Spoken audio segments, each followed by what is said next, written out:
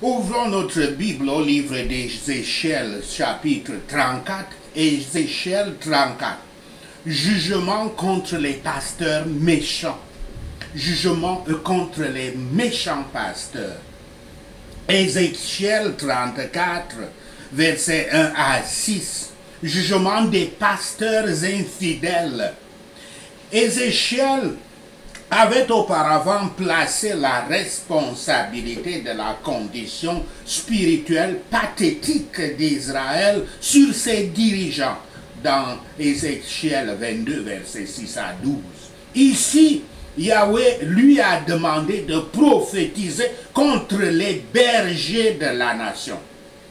Quand les croyants modernes entendent le mot berger, ils ont immédiatement tendance à penser aux pasteurs, aux prêtres et aux ministres de la parole de Dieu. Mais les auditeurs d'Ézéchiel auraient immédiatement pensé à leur roi. L'assimilation des rois aux bergers était monnaie courante dans l'ancien nord-est africain. Les rois d'Israël et de Juda sont comparés aux bergers qui sont heureux de bénéficier de la nourriture et de la laine dont ils disposent, mais qui refusent de prendre soin d'eux.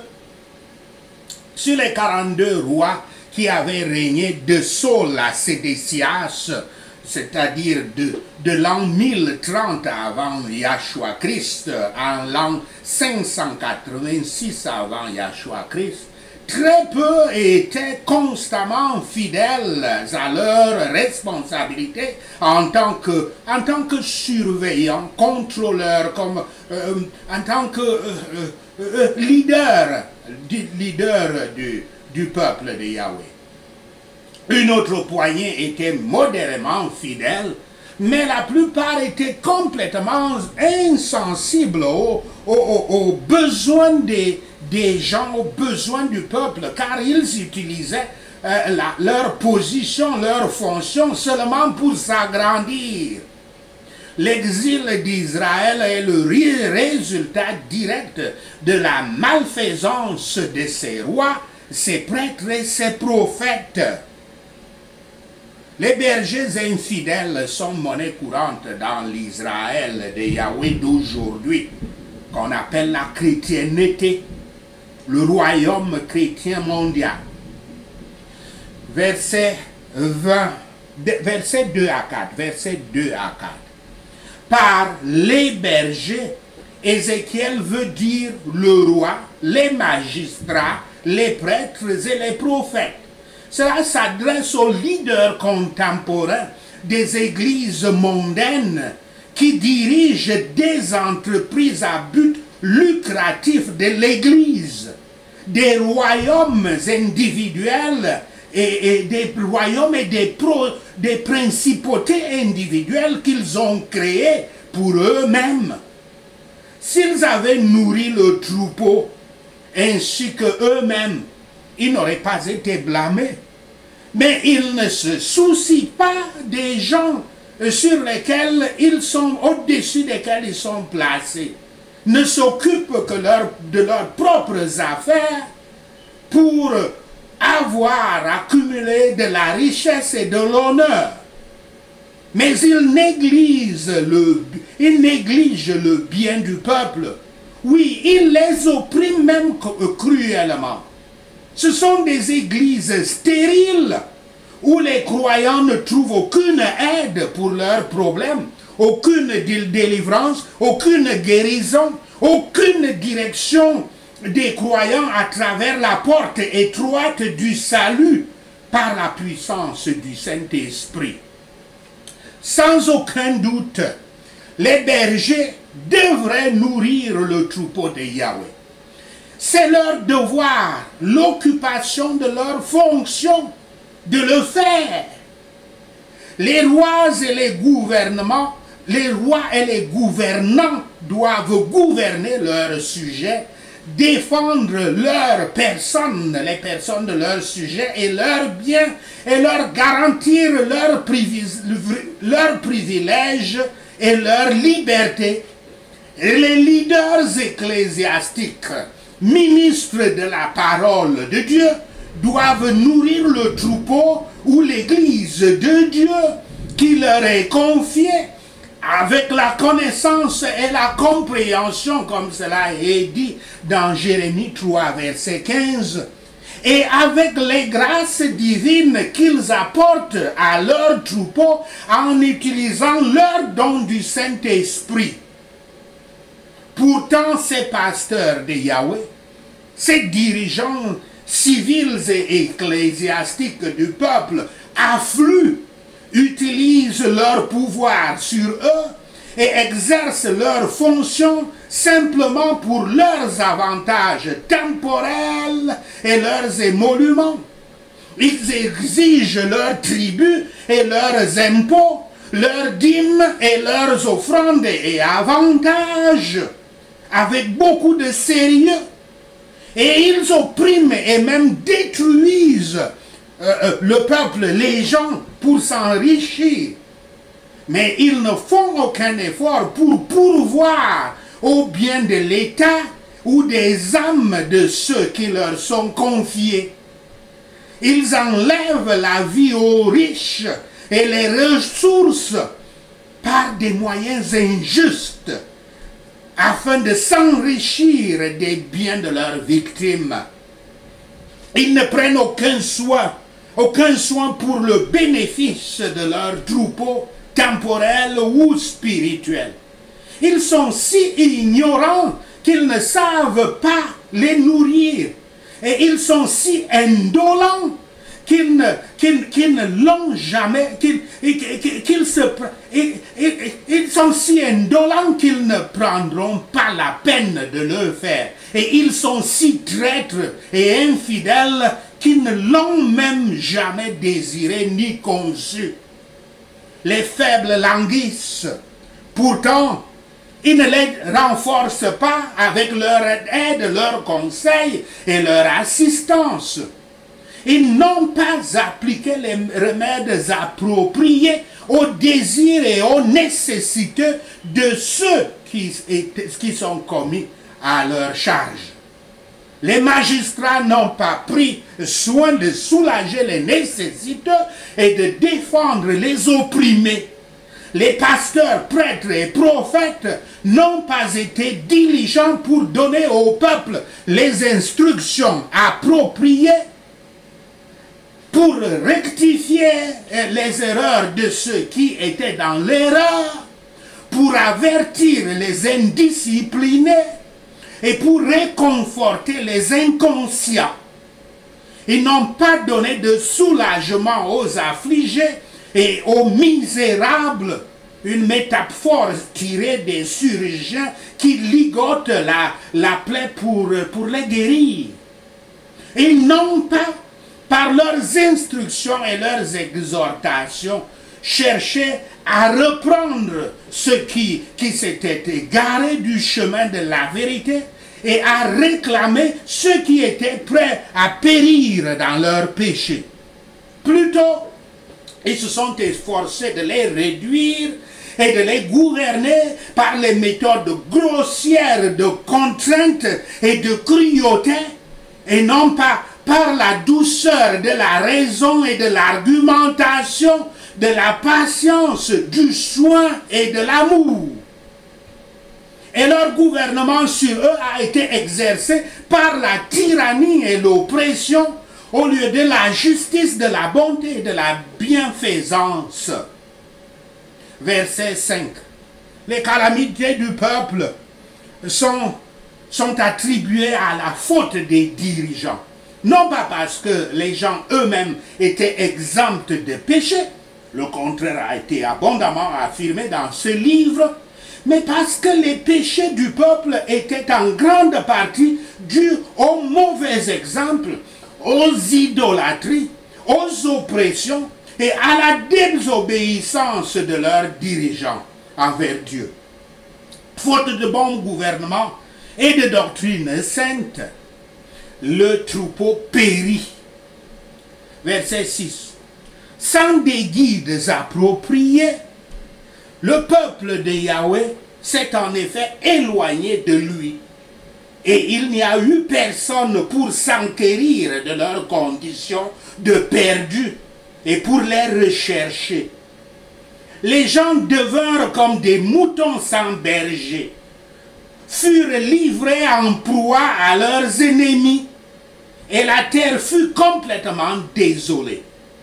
Aucun rang ou fonction ne peut exempter des reproches de la parole de Yahweh des hommes qui négligent leurs devoirs et abusent de la confiance qui leur est accordée.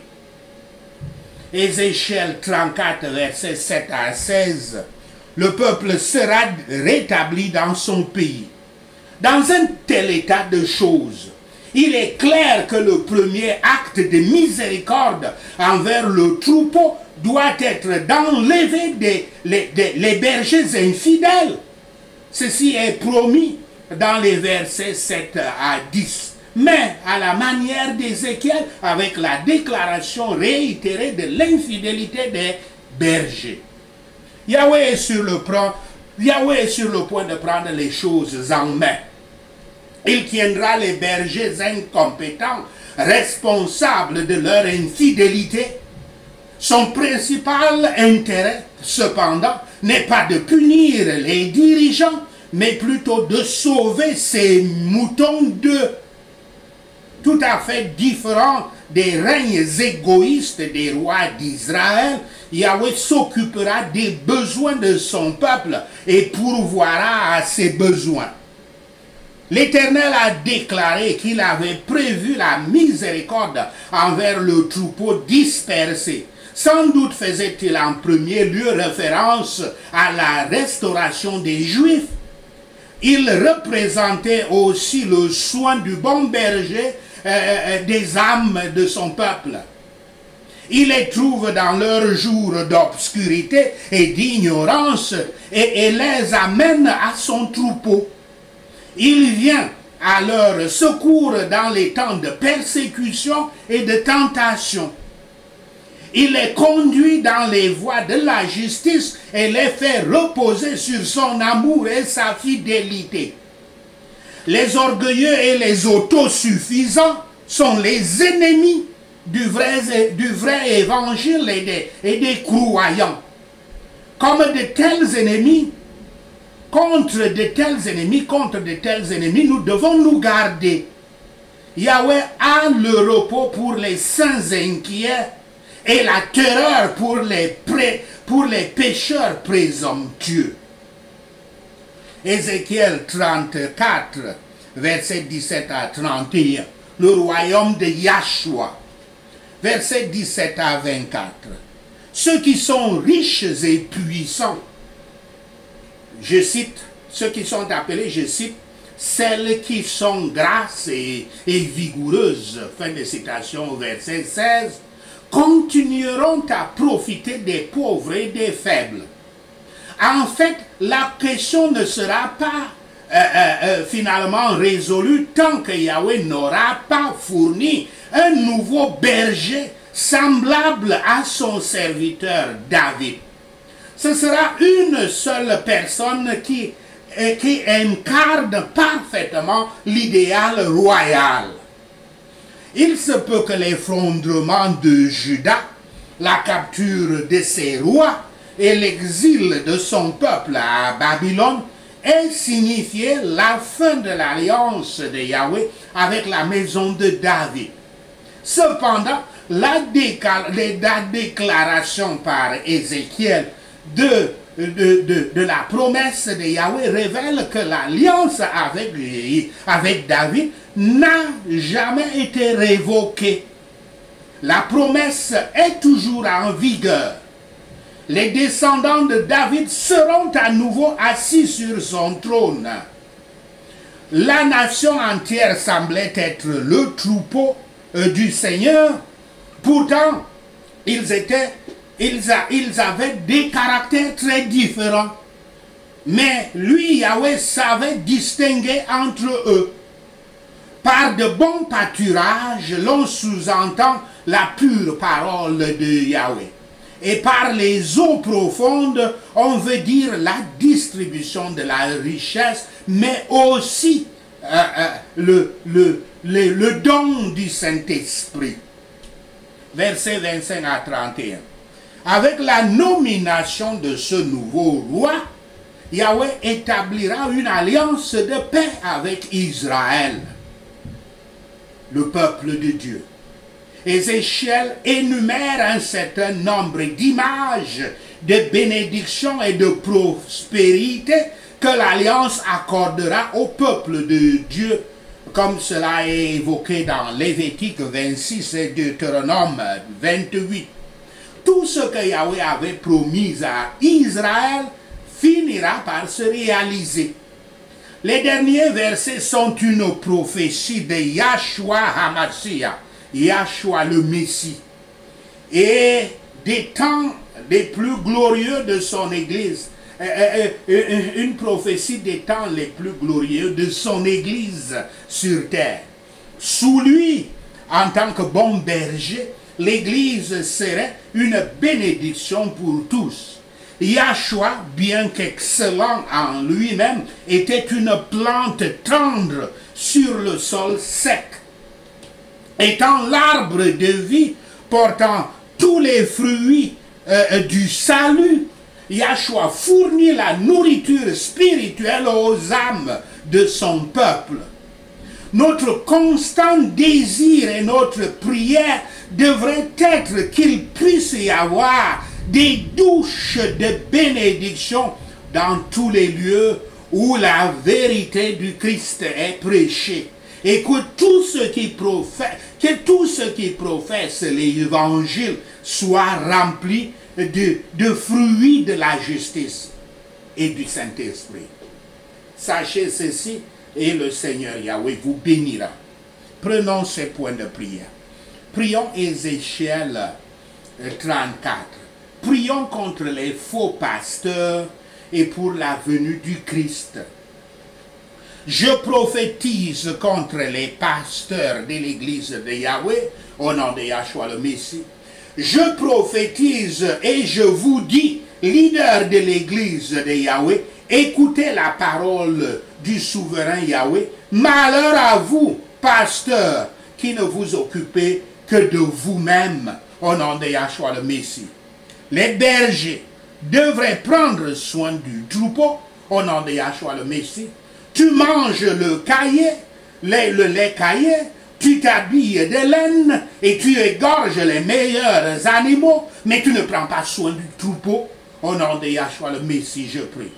Tu n'as pas fortifié les faibles, ou guéri les malades, ou bandé les blessés. Au nom de Yahshua le Messie, je prie. Tu n'as pas ramené les égarés, ou recherché les perdus. Au nom de Yahshua le Messie, je prie.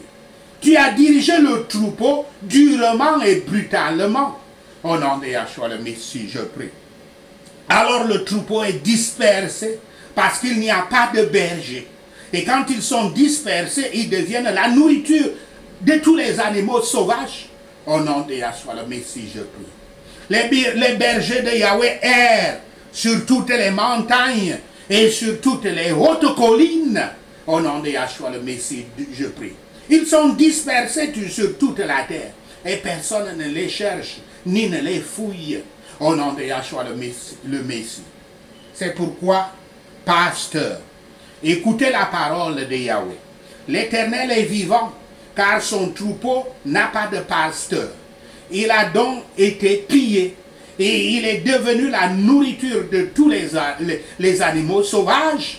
Au nom de Yahshua le Messie, je prie. Ceci parce que les bergers de Yahweh ne recherchent pas son troupeau, mais se soucient seulement d'eux-mêmes plutôt que de son troupeau.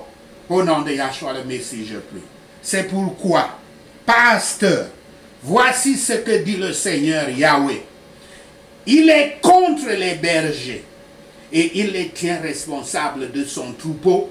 Au nom de Yahshua le Messie.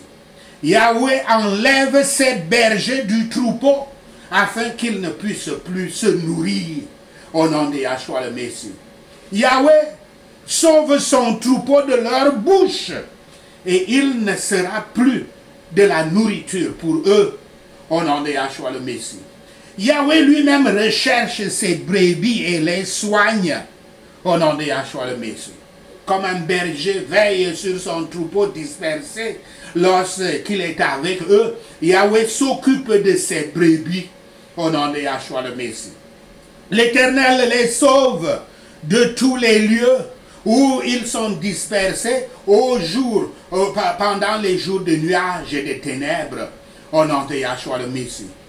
Yahweh les fait sortir des nations et les rassemble des pays et il les ramène dans leur pays au nom de Yahshua le Messie. Yahweh nourrit ses brebis du bon pâturage sur les montagnes de son église, dans les ravins et dans toutes les colonies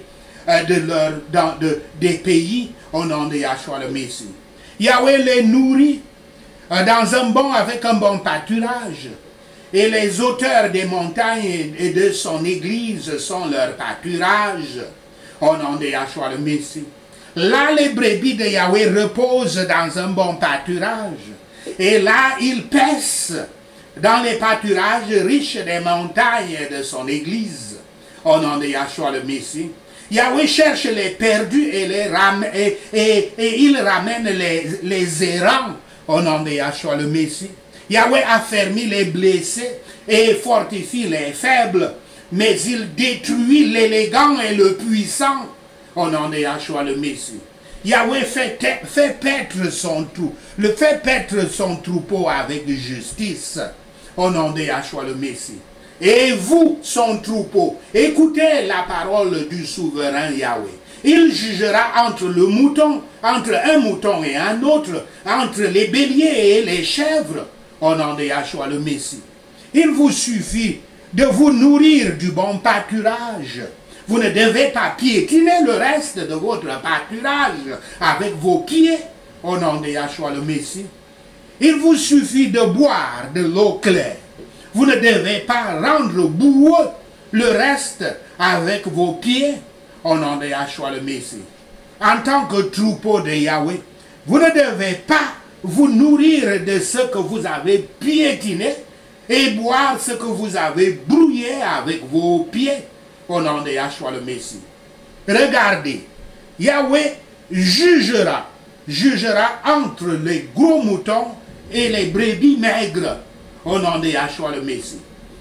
Parce que tu as poussé avec ton flanc et ton épaule et que tu as repoussé avec tes cornes toutes les brebis faibles jusqu'à ce que tu les aies chassées, Yahweh sauvera son troupeau et il ne sera plus pillé au nom de Yahshua le Messie.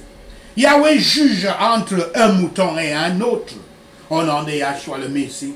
Yahweh a placé sur ses brebis un berger, son serviteur Yahshua HaMashiach.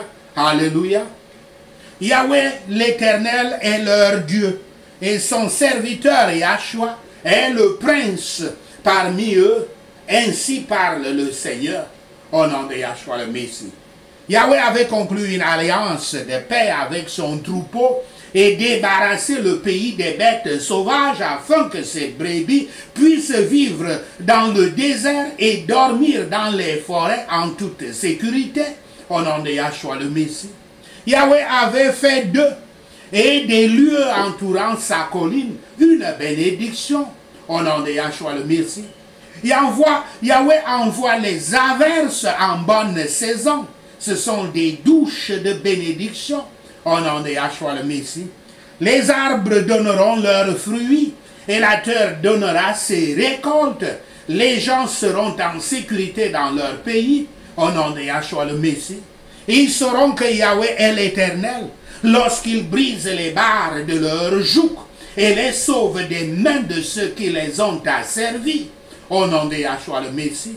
Ils ne seront plus pillés par les nations et les animaux sauvages ne les dévoreront plus au nom de Yahshua le Messie.